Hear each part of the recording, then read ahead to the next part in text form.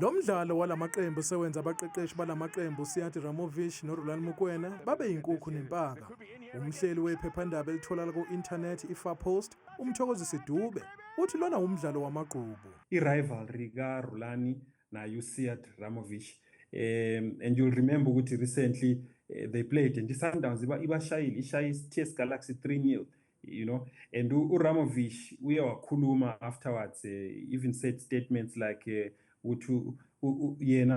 he's not looking for a spotlight because he played for top teams in Germany.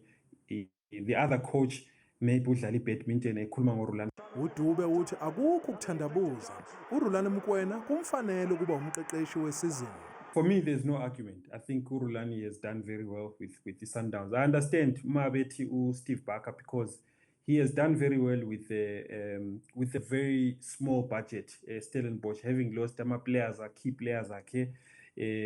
But uRulani, what he has done, I think it's way ahead of Steve Barker. iSundowns iphumeleliswa indlela ezingela ngayo ikhono kubadlali. I-recruitment yabo is top. I mean, 8 players in the AFCON kubafana bafana. So they've got, you know, a lot of experience, and you see Umabe recruiter, they are thinking Africa, you know, they are not thinking the DStv Premiership. Lamaqembu aya kulomdlalo nje abezwana abaqeqeshi bawo uSiad Ramovich noRulani Mokwena.